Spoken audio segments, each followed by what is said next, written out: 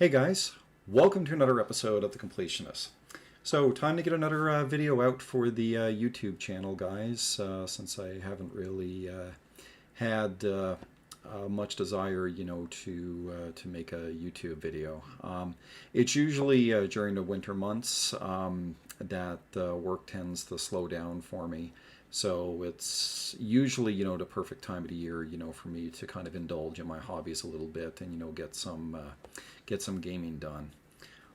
Because as of right now, guys, I'm actually temporarily unemployed. I was let go from my job there in late April due to lack of work.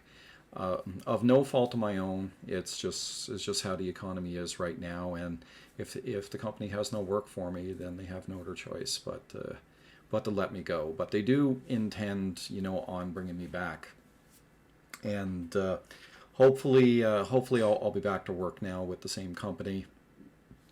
Hopefully after the Victoria Day long weekend, or maybe in the first week of June, when the construction industry starts to ramp up a bit. But with how volatile the economy is right now, who knows. But it doesn't really leave me in a bad spot, especially with having the house paid off, and my wife still works, and we got plenty of nest eggs saved up, just in case, if unexpected things such as this happen. So I'm just enjoying the nice break at the moment, and hopefully I'll be back to the workforce in no time. For this video, guys, I really wanted to try to, come up with an interesting topic, because I've been spending a lot of time, playing a lot of current games right now.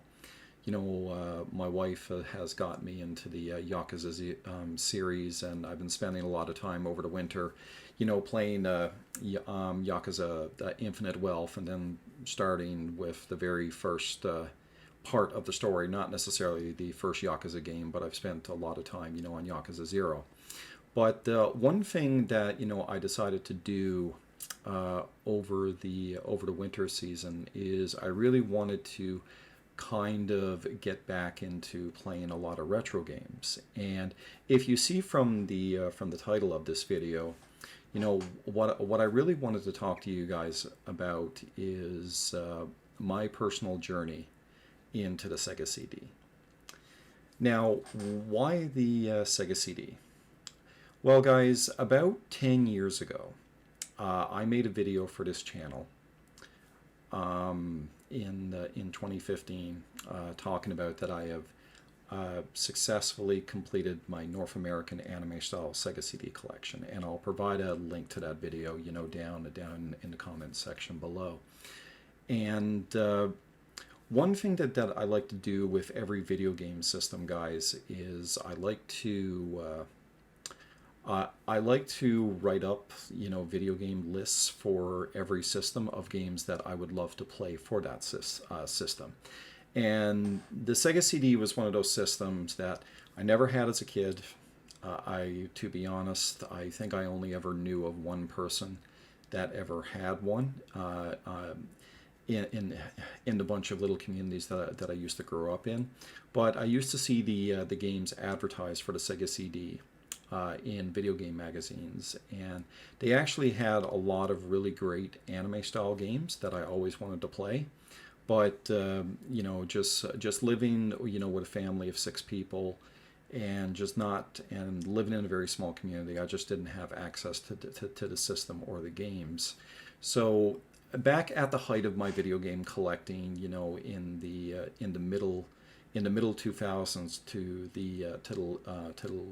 the mid 2010s, I was collecting a lot of games for a lot of various systems of games that I always wanted to play, but I just never had the opportunity to play for myself. And one of those systems was the Sega CD. Now, when I did my research on the Sega CD, there were a total of 24 games, anime-style games, which are games that are either made by Japanese developers or use anime-style artwork, throughout their gameplay. And those were the 24 games that I always wanted to play for that system. So in 2015, through the help of my game dealer, I managed to collect all of those 24 Sega CD games that I always wanted to play. But at that time, guys, I was still working out in Alberta, and it wasn't until 2017 that I managed to be home. That I used to take, 3 to 4 months off during the winter. But the funny thing is, guys, like, even though I had that Sega CD collection finished back in 2015, up until 2019, even though I was home for like 3 to 4 months at a time, I still never had an opportunity to play a single game for that system. Something always came up, or there was another game that I wanted to play, and I just never got around to ever playing those Sega CD games. So for about 4 years, from 2015 to 2019, I had my North American anime-style Sega CD collection, tucked away in one of my bedroom dressers, ready to play the games, but just never having an opportunity to do so. Now, what happened in 2019 is at the start of 2019, we had a bunch of unexpected bills and expenses come up that put us in debt really quickly. And the thing is in that year, in 2019, there was a convention that I really wanted to go to. It was the Calgary HorrorCon. And I really wanted to go to the horror convention that year. I had been to the Calgary HorrorCon in 2018, and I had a really amazing time there. But I really wanted to go to the one in 2019. And the thing is that when we looked at how much it would cost, because we just had a lot of unexpected bills. With anyone who has pets knows that veterinarians can be very expensive, and we had some unexpected home repairs to take care of.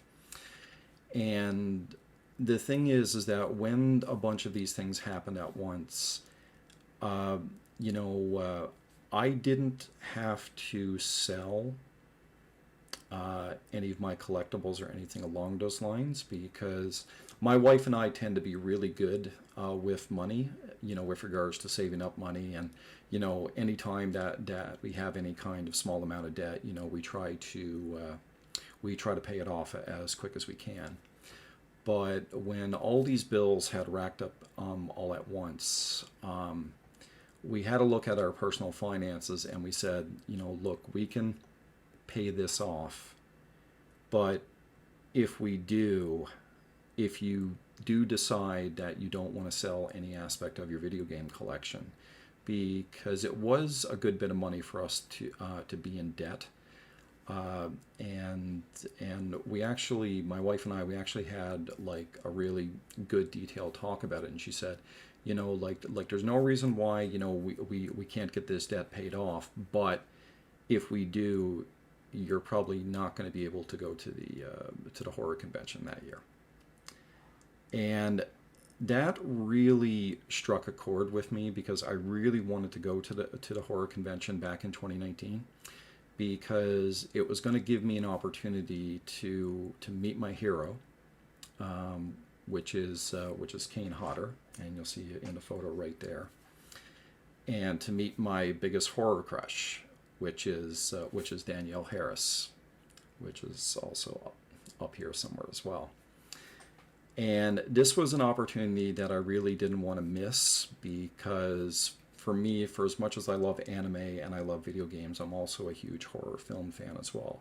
So I really didn't want to miss this horror convention. So in order to make it work, in which we could pay off this debt really quickly, but we'd also have enough money, for me to go to this horror convention as well, is I made, and it was quite a difficult choice to actually sell my Sega CD collection.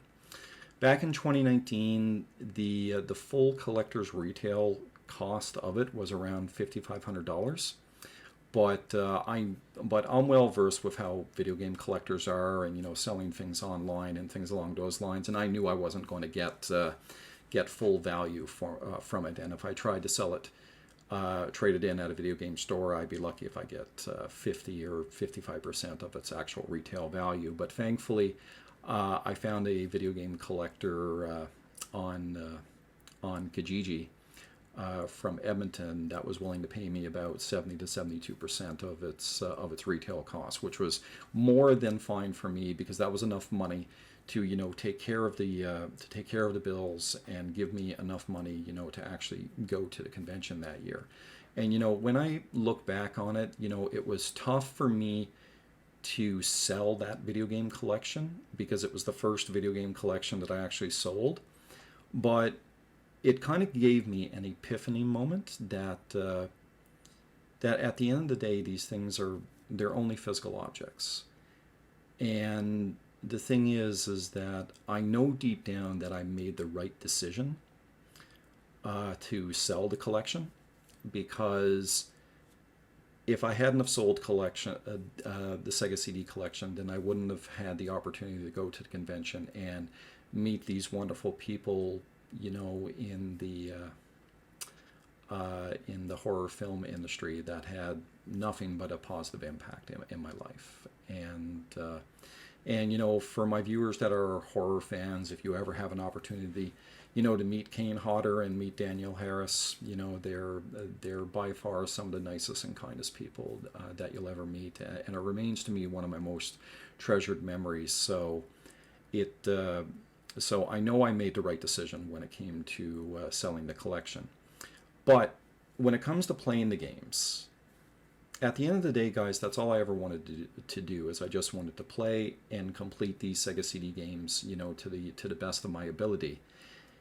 And at least in this day and age, the Sega CD games are you can do pretty much 100% perfect emulation on them. So that's what I ended up doing. Those 24 Sega CD games that I always wanted to own and that I always wanted to play, I ended up going the emulation route, and so I could have actually have an opportunity to play and actually enjoy these games. And when I'm not indulging in the current gaming climate, and I feel like playing something retro, that's pretty much my main mission right now, guys, is I really want to get through all of these 24 Sega CD games that I always wanted to play and complete, and have the opportunity to actually play them when I never had an opportunity to do so, when I actually had the physical copies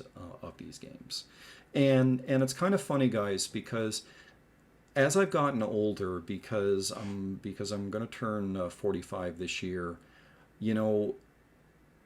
owning physical retro games is actually meaning less and less to me, because I'm only about 15 to 20 years from retirement. And when I retire, eventually my wife and I were going to sell this house, and we're going to significantly downsize, just to make maintaining a home easier, as we get older, and we'll probably lose some aspect of mobility, or working hard, and I'm just going to have to deal with the realization that that I can't keep these physical items forever. And for me, it's more important to actually have an opportunity to live out experiences that I've always wanted to live out, instead of holding on to physical items. So as I'm getting older, guys, more and more of my video game collection will actually be sold. Even for game systems that I never got around to completing every game that I've always wanted to play for that specific system. But thankfully, emulation has improved year after year after year, that there's lots of great avenues to play these games, and you don't even have to go the route of emulation anyway, because like a lot of the video game companies now offer these titles for download. So there's actually some way of actually playing a lot of these titles instead of owning the original physical copies of these games. So that's pretty much where my Sega CD collection is right now.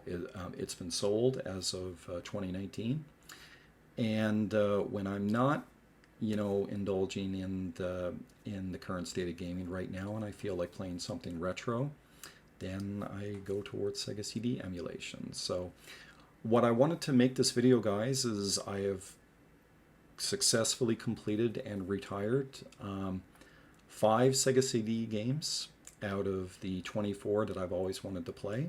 So I wanted to talk to you guys about those 5 Sega CD games and just say my quick thoughts on them. So for the first, and before we start, guys, so how I pick which Sega CD games that I'm going to play is I use a randomizer. Anyone who knows me knows that I like to use a randomizer for a lot of things because if it's anything that really irritates me is I really hate spending all this time, trying to pick out something that I want to play or I want to watch. And, we've all done this, where we're trying to watch something on a streaming service, or we're looking at our gaming wall and we spend like 20, 30 minutes just looking through things, trying to pick out something. And then all of a sudden 20 and 30 minutes is gone and we didn't make a choice yet. So I just use a randomizer, and the randomizer picks whatever game that I'm going to play. And that's exactly what I did for the 5 Sega CD games that I have completed and permanently retired. So I put all 24 in the randomizer, and it picked out the first 5 games that I'm going to that I have successfully completed and permanently retired. So the first game is the first time this game ever made its way to North America. This year, a new generation of gamers have an opportunity to play it because it just recently had a HD remastered collection. And the first game is the original Lunar the Silver Star. Now, I'm actually happy I finally gave the first iteration of Lunar a try, because my first experience with Lunar the Silver Star story was with the PlayStation 1 counterpart, which was Lunar the Silver Star Story Complete. That was my first introduction into Lunar, and the PlayStation 1 version of the game is often known as the best iteration of the game. It has been released on the GBA before as Lunar Legend, and there was also another remake made for the game for the PSP called Lunar Silver Star Story Harmony. I think that's the one it was called. So when it came to playing the original Lunar for the Sega CD, I was actually very surprised, because there's quite a few differences with regards to the original Lunar on the Sega CD compared to the version of Lunar that I'm familiar with on the PlayStation 1. With the Sega CD version, you do get into random enemy encounters, in the overworld map. The story is told a little bit differently. There are certain dungeons that are completely cut out. So dungeons that were in the PlayStation 1 version were not even in the original Lunar game for the Sega CD, and even some of the story elements were actually out of order. And but thankfully, it wasn't a very difficult game to complete, because one of the things I did appreciate about the original version of Lunar is one of the toughest completionist requirements of Lunar, especially when playing the PlayStation 1 counterpart of the game, is you had to collect these bromides. And these bromides are pretty much pictures of the female characters in the Lunar series. And the bromides were prevalent in the PlayStation version of the game.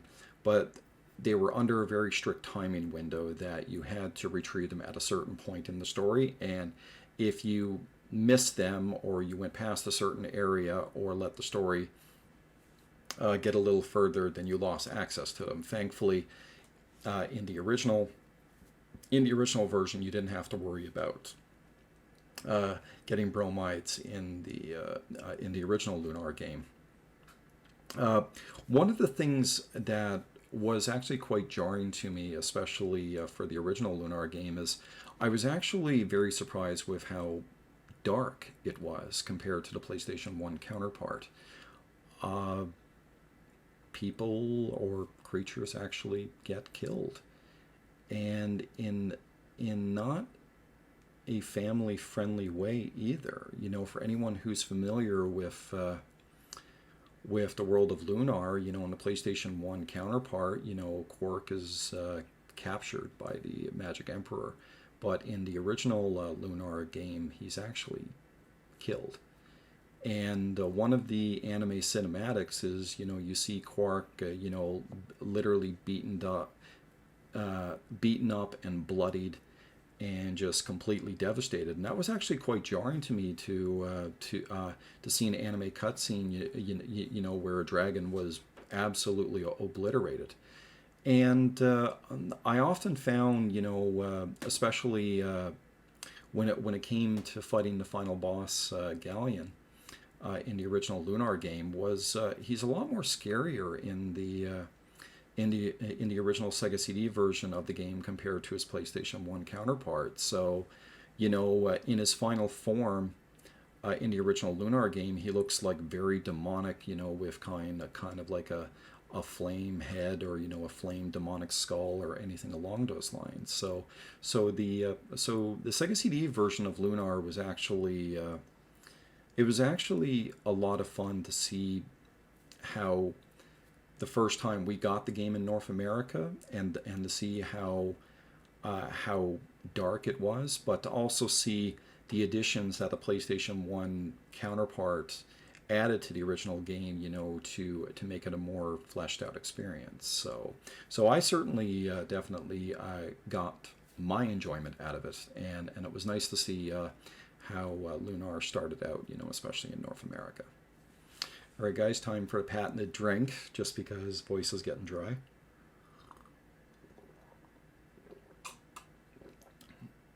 The beard's not going to be around for too much longer, guys.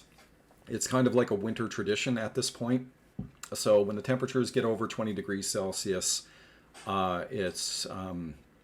I'm going back to the baby face, because if it's anything I don't like, is I don't like working out in the field with a lot of facial hair, because, you know, when you're sweating or you go out in the woods or you're doing a lot of hiking, it's just and you get sweaty and you get things along those lines, it just turns into a matted mess. So looking forward to getting this shaved off when the weather gets a little warmer. So the second Sega CD game that I actually completed and permanently retired, as picked by my randomizer, is one of those full motion video timed event games. So never had the opportunity to play one before, but I am familiar with them. You know, games such as like Dragon Lair and Space Ace, but I had to. But just because of my personal taste, I had to stick to the anime style ones. And the first one that I actually got to play was Time Gal for the Sega CD.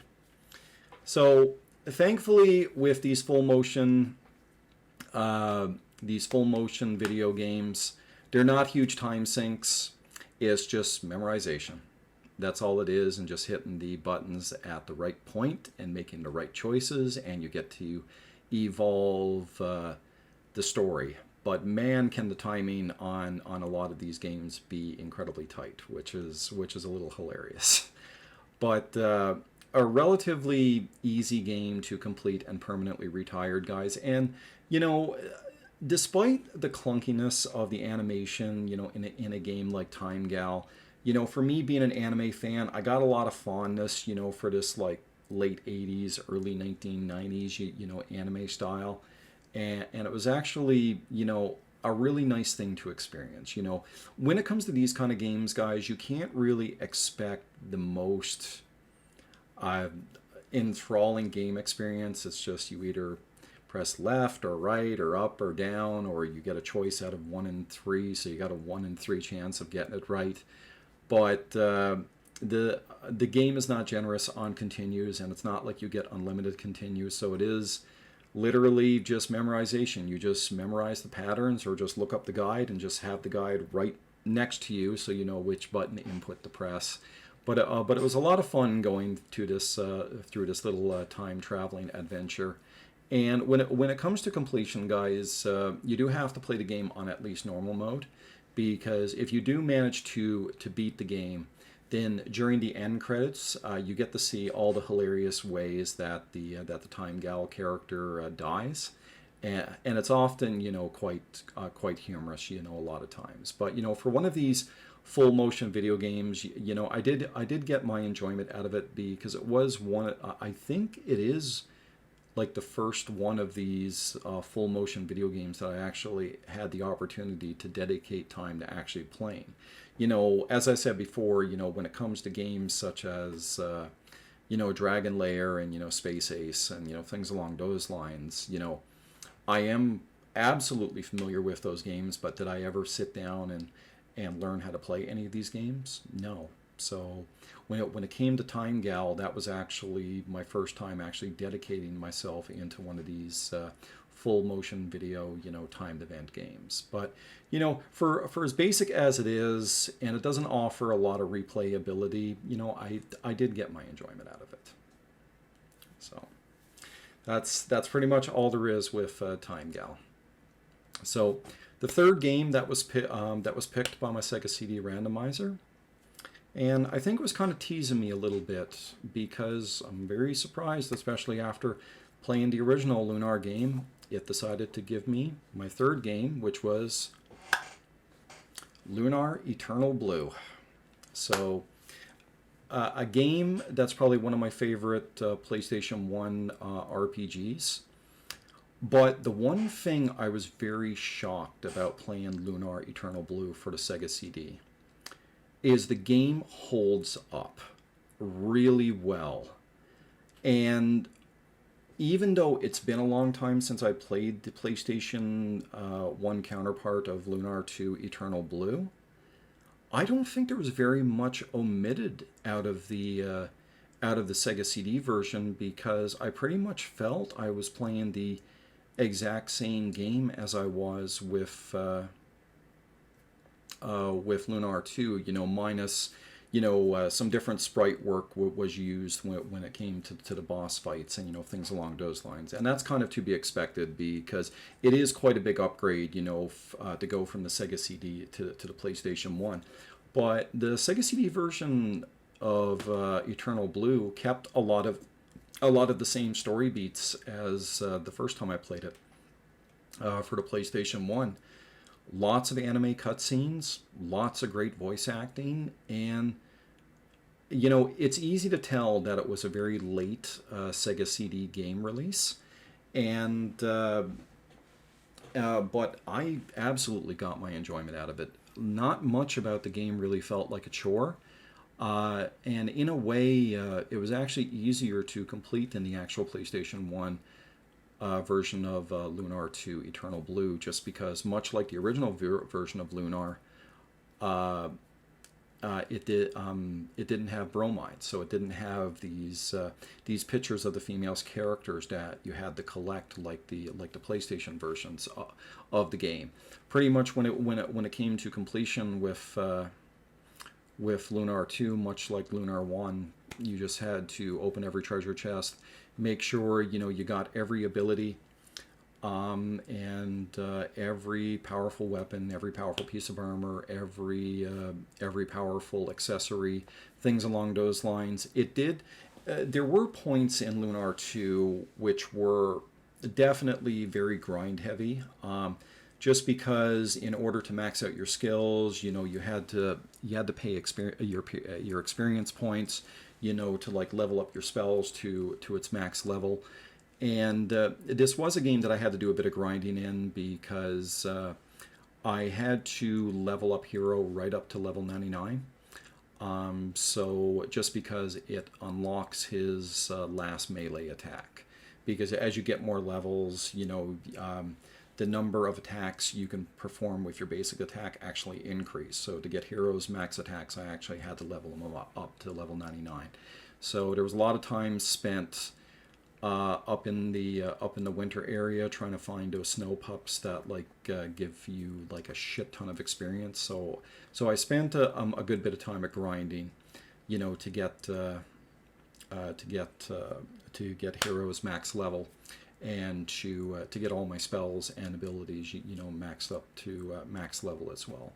And one of the things I've always appreciated about Lunar 2, guys, is I think Lunar 2 Eternal Blue, I think, offers one of the best epilogues I think I ever played in JRPGs, because sure, like the story ends, but then after the story ends, there's this like the big epilogue where you're traveling around the world. You got to get your you got to get your party back together, and you got to you got to go through a few more extra dungeons, so that hero can hook up with Lucia again. So I've always appreciated Lunar 2, for having a really awesome epilogue after you played the new game, because it offers like an extra 4 to 8 hours of gameplay, which is always a treat. And I think I got just as much enjoyment out of playing Lunar 2 for the Sega CD as I did, for the PlayStation 1. So I'm glad that I actually had an opportunity, to play the first iteration of Lunar Eternal Blue. So for the fourth game in my hunt for getting all the games that I ever wanted to play for the Sega CD completed, we're going back into the world of working designs. And the game that I had an opportunity to play, complete and permanently retire for the very first time, was Vey. Vey is very interesting in the sense that you can't go into Vey expecting to have this great enthralling JRPG experience, because it really isn't. It's very basic. It doesn't really do much to kind of reinvent the JRPG formula. It's pretty much a basic story. Your castle gets attacked. You're the prince. Your bride gets kidnapped by this mech army, and then you gotta go out and rescue her, and conquer and try to beat the rival kingdom that wants to take over your kingdom. So it really isn't anything much more stellar than that. There's a few nice animated cutscenes, throughout the experience. The one thing I really have to give credit to Vey, though, is Vey's got some really, really excellent music, and it has a really banging battle theme. But the biggest thing I really didn't like about Vey is that it is very grind heavy, and the encounter rate is ridiculous. You cannot go very far without getting into a random battle. And not only that, guys, like especially when you get into the late game, to get some of the best weapons and armor and accessories, it's really expensive. It takes a lot of gold to buy some of the best weapons, for your characters, and that's why I say the game is very grind heavy, because you really need to be going into these dungeons with like the best gear, or else you're gonna get pwned really badly.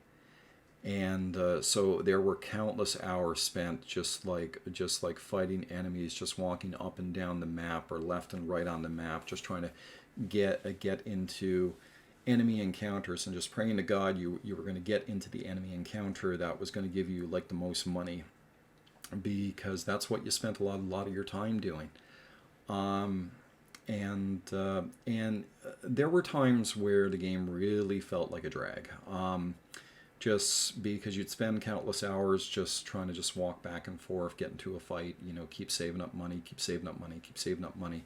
and then eventually, get the best weapon for your character at that time. I do appreciate that the game did get a little on the dark side. Characters will die and get killed, and sometimes a character in your party, when you least expect it, will leave and never come back. So, it's a standard JRPG experience, but it's one that I never got to play before, and I've certainly played worse. But it's a very basic, bare bones JRPG, but it does have some really good music, which is probably the highest point of playing Vey. But if you don't mind the grind, and if you don't mind the money grind, then by all means give it a try. And the final game out of the 5 Sega CD games that I have completed and permanently retired is definitely my favorite game that I played since starting my Sega CD journey of playing and completing these 24 games that I always wanted to play. I feel so incredibly guilty that I've slept on this game for so long, because I've heard so many of my friends that got to play this game sing its praises, especially its soundtrack. Hands down, probably one of the best retro video game soundtracks I've ever listened to, and it comes from a shoot 'em up of all things, and that game is Lords of Thunder. Out of the 5 games that I played so far, guys, that game is by far my favorite. If you have not had an opportunity to play Lords of Thunder, please play it. And if you're a metal music fan, you're absolutely going to love this soundtrack. The soundtrack is so good. It really is. But do you know what's really crazy, guys, is people have actually told me that that playing the game on the Sega CD is actually the inferior version of playing the game. If you really wanted to get the full effect of the game, you have to play the game on the Turbo CD. But in all honesty, I had a blast playing the game on Sega CD. And it's so funny, guys, because it's a great beginner side-scrolling shoot 'em up, because even though I'm not a great player when it comes to shoot 'em up games, I'm really not. I managed to get to the second last level on my first playthrough. And after 2 or 3 days of, playing the game, I managed to complete it and permanently retire it. The game is very fair. It's very balanced. It gives you a ton of options. It gives you a ton of different armors. It gives you a ton of different attacks to use. So, you find the elemental armor that works best for you on whatever level. But a lot of the game is just it really is just memorization and understanding the boss patterns and the enemy placement and things along those lines. And with enough practice, this is a game that you can easily beat. Completion is not really hard, guys. It's just you only need to play the game on normal mode. Stick around when the opening screen of the game hits, because after a little bit you get to see this beautiful animated cutscene afterwards, and you get to watch these great anime cutscenes at the end of the game if you manage to beat it. But I cannot stress how good the soundtrack for Lords of Thunder actually is. It has made it onto my permanent music video game playlist, just because a lot of the music is really that awesome. It plays incredibly well. It's absolutely timeless.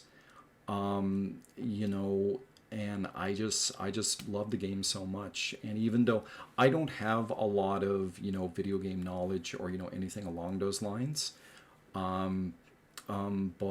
I don't even know if a sequel was ever made, which is a damn crying shame, because they definitely put in their best effort, especially with music production when it came to that game, because the metal soundtrack is really that great. So anyway, guys, those are the 5 games that I have successfully completed and permanently retired for the Sega CD.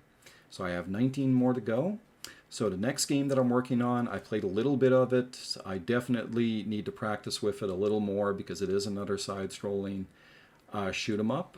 and that game is Solfease. So haven't played it enough to give my full opinions on it. So as I continue onto my journey in the world of the Sega CD, look forward to seeing what my thoughts are on Solfease and the next 4 Sega CD games that are going to be dictated to me by my randomizer. So anyway, guys, sorry for this video going on a little long, but that's what I've been doing with regards to my retro gaming interests during the winter season. So now that I got the first 5 done, onwards and upwards to the next 5.